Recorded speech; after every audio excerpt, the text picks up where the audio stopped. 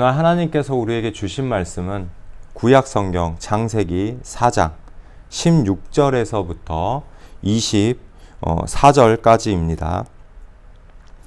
가인이 여호와 앞에 떠나서 에덴 동쪽 놋 땅에 거주하더니 아내와 동침하매 그가 임신하여 에녹을 낳은지라. 가인이 성을 쌓고 그의 아들의 이름으로 성을 이름하여 에녹이라 하니라. 에녹이 이랏을 낳고 이랏은 무후야엘을 낳고 무후야엘은 무드사엘을 낳고 무드사엘은 라멕을 낳았더라. 라멕이 두 아내를 맞이하였으니 하나의 이름은 아다요 하나의 이름은 실라였더라. 아다는 야발을 낳았으니 그가 장막에 거주하며 가축을 치는 자의 조상이 되었고 그의 아우의 이름은 유발이니 그는 수금과 퉁소를 잡는 모든 자의 조상이 되었으며 실라는 두발가인을 낳았으니 그는 구리와 쇠로 여러 가지 기구를 만드는 자요 두발가인의 누이는 나아마였더라. 라멕이 아내들에게 이르되 아다와 실라여 내 목소리를 들으라. 라멕의 아내들이여 내 말을 들으라. 나의 상처로 말미암아 내가 사람을 죽였고 나의 상함으로 말미암아 소년을 죽였도다. 가인을 위하여는 벌이 7배일진데 라멕을 위하여는 벌이 70배 일이로다 하였더라. 아멘. 하나님의 말씀입니다. 오늘 말씀에는 가인의 후손들의 이야기가 나옵니다. 가인이 에덴 동쪽 놋 땅에 거주하면서 이제 에녹을 낳게 됩니다. 그리고 그 자손들을 따라 내려가다 보면 가인의 자손 중에 아주 중요한 이름이 하나가 나타나는데요. 그 사람의 이름 바로 라멕이 등장하게 됩니다. 이 라멕은 아내를 맞이하는데 아다와 실라라고 하는 두 아내를 맞이해서 아들을 낳습니다. 아다를 통해서 먼저 야발을 낳고 그 야발은 목축을 하는 이들의 조상이 됩니다. 그러니까 이 후손들은 목축을 주로 하게 되는 사람들이 되었고, 다시 말하면 이 야발은 목축에 굉장히 소질이 있었고 그 규모가 크다라는 것을 알 수 있습니다. 또 하나 아다는 두 번째로 낳은 아들의 이름이 유발이었고요. 이 유발은 수금과 퉁소를 잡는 자들의 조상이 됩니다. 이 예술과 관련된 일을 했다라는 것은 그의 재산들이 굉장히 유복하고 풍종하고 그런 삶을 영위할 수 있는 조건들이 되었다는 부분이 이 짧은 이야기 중에 드러나게 되는 것이죠. 그리고 둘째 아내 실라로 통해서 먼저 두발가인을 낳았고 두발가인은 자라서 이 무기나 어떤 대장 기구나 이런 여러 가지 기구를 만드는 대장장이들의 조상이 됩니다. 이 실라의 이야기, 이 본문의 이야기에 성경에서는 많은 부분이 생략이 되어 있지만 유대 고전에 이 부분의 이야기를 보면 실라가 굉장히 오랫동안 아이를 낳지 못했다고 합니다. 그래서 두발가인을 낳을 때는 굉장히 나이가 든 상태, 가인이 굉장히 나이가 많이 들었을 때 이 두발가인을 낳았다라고 하지요. 오늘 본문에 상당한 부분을 차지하는 중요한 이야기가 바로 23절에 있습니다. 라멕이 아내들에게 이릅니다. 아다와 실라여 내 목소리를 들으라. 라멕의 아내들이여 내 말을 들으라. 나의 상처로 말미암아 내가 사람을 죽였고 나의 상함으로 말미암아 소년을 죽였도다. 가인을 위해서는 벌이 7배일진데 라멕을 위하여는 벌이 70배 일이로다 하였더라.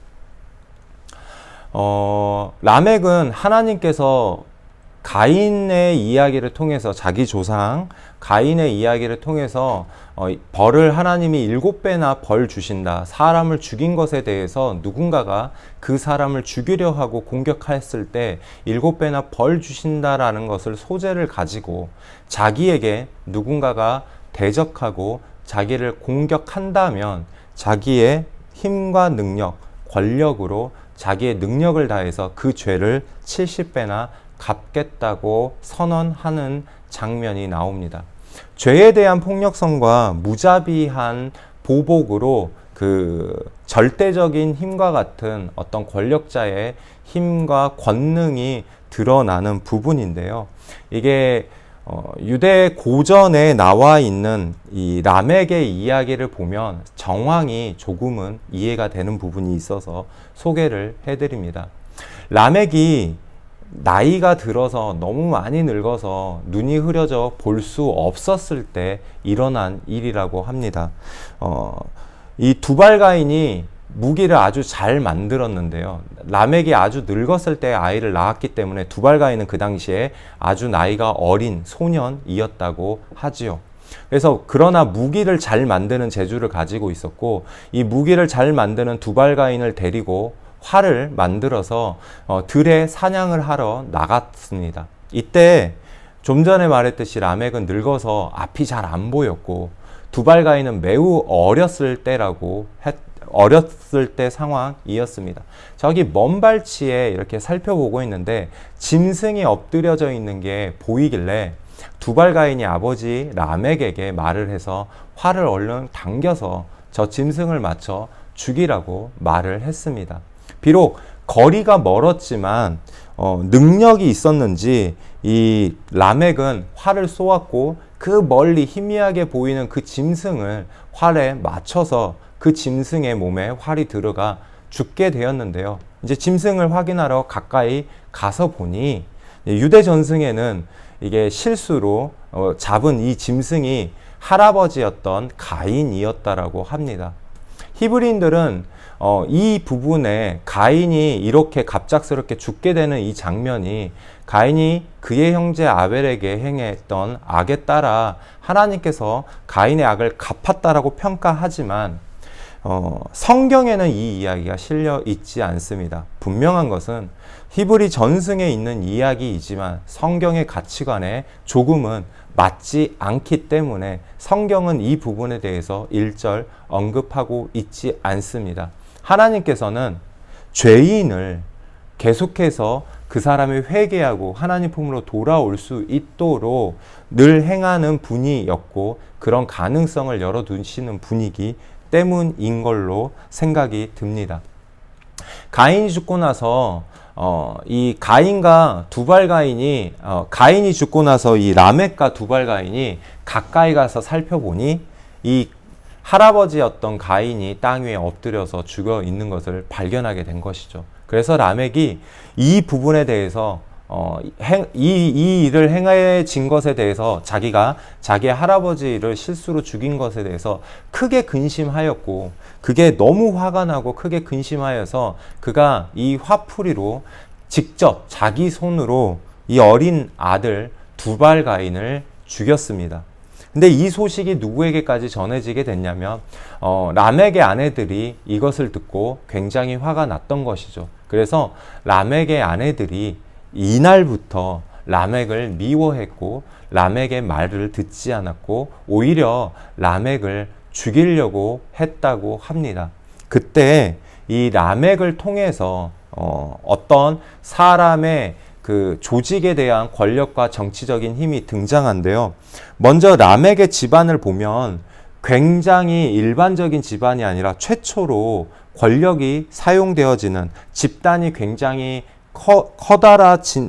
크게 발전한 모습이 보이게 됩니다. 그러니까 전문적으로 목축을 하게 되고 전문적으로 기구를 만드는 집단들이 그 후손들이 나타나게 되고요. 전문적으로 이 가무를 하는 집단들이 이 모습이 드러나게 되어 있었죠. 그래서 라멕을 통해 이런 정치력과 권력의 힘이 등장하는데 이전에 할아버지 가인이 살인을 했습니다. 그러나 하나님께서는 이 가인의 생명을 돌봐 주셨습니다. 가인의 생명을 상하게 하는 것에 대해서 그 빛을 갚는 것에 대해서 하나님께서 벌을 7배나 더할 것이라고 하나님께서 선포하셨던 장면을 가져다가 라멕은 자기 아내들과 다른 사람들에게 선언하고 있는 부분입니다. 하나님께서 하셨던 이야기를 가져다가 하나님께서 하신 그 일을 자기 자신이 갚겠다라고 선포하는 장면이지요. 하나님께서는 7배를 외쳤지만 나에게 해코지 하는 사람은 내가 70배로 이 빚을 갚겠다라고 하는 악에 대항하여 죄를 짓는 더 큰 이야기가 나오는 장면입니다. 우리가 라멕과 같은 실수를 하지 않아야 합니다.